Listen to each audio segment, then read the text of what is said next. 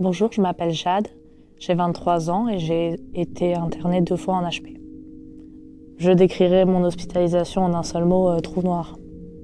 J'ai pris beaucoup d'anxiolytiques pour me faire dormir, donc la plupart du temps, en fait, je faisais que dormir. Environ 15 heures sur 24. Le pyjama, c'est un peu comme être tout nu, parce que c'est une matière très légère qui donne pas chaud, qui est très déshumanisante, dans un environnement froid quand même qu'est l'hôpital. J'en garde pas un bon souvenir.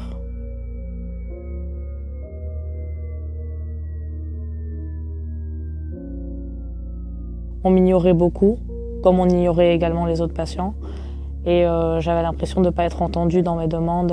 Je devais énormément insister et du coup avoir l'air un peu en crise pour qu'on m'écoute.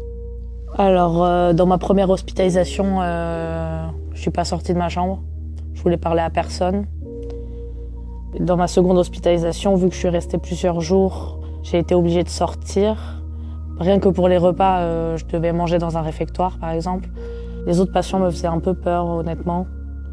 Parce que y en a qui se bavent dessus, il y en a qui hurlent, il y en a qui posent les mêmes questions en boucle, il y en a qui peuvent être violents. Tu te sens pas forcément en sécurité, tu te demandes ce que tu fais là. Si tu es là pour les bonnes raisons, si tu prends pas la place de quelqu'un qu'on aurait plus besoin. Moi, je suis restée 24 heures aux urgences avant d'avoir une place, sur un brancard dans une salle d'attente. Et c'est très déshumanisant, je dirais. J'ai eu l'impression d'être une personne folle de plus. J'ai pas eu l'impression d'être considérée comme une personne à part entière. Et plus comme un lit occupé, une place de réfectoire en plus, juste un chiffre. Je me sentais totalement dépendante des infirmiers. Pour leur demander la moindre chose, je devais toquer 10 minutes à une porte à laquelle on me répondait pas, alors je savais très bien qu'il y avait des gens derrière qui faisaient rien de particulier.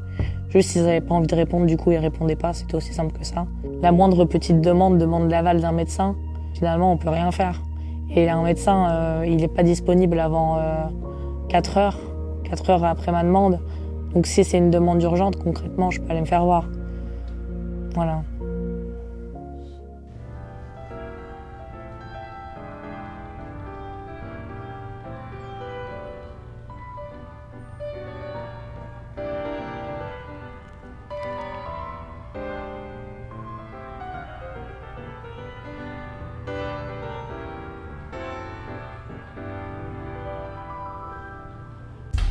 On essaye de te formater dans un moule qui n'est pas le tien et qui te conviendra jamais.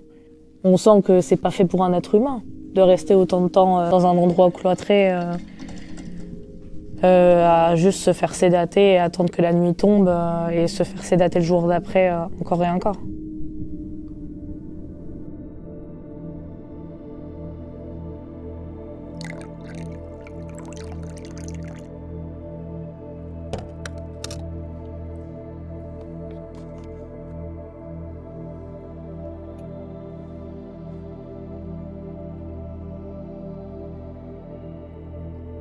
Je voulais pas porter le pyjama parce que c'est pas beau et c'est plutôt déshumanisant parce qu'en fait on a tous le même et dans la même couleur, il y a des taches, c'est à moitié des fois déchiré. Le fait qu'il y ait peu d'infirmiers pour beaucoup de patients fait qu'ils n'ont pas le temps de s'occuper de tout le monde. Et donc si tout le monde est sédaté, en gros tout le monde dort, tout le monde est zombie, donc ça génère moins de... On a moins besoin d'être hyper vigilant ou hyper présent.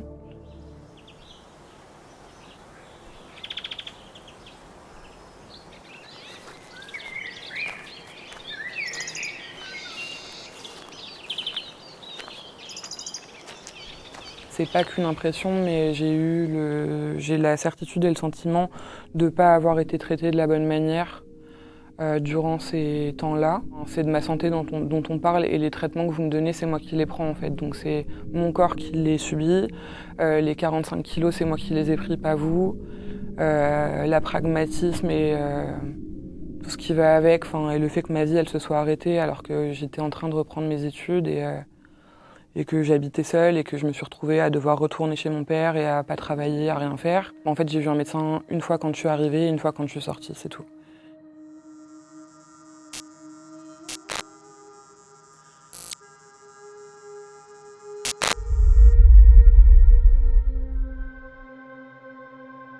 Tout le monde a les mêmes habits, tout le monde a les mêmes draps, tout le monde a la même chambre.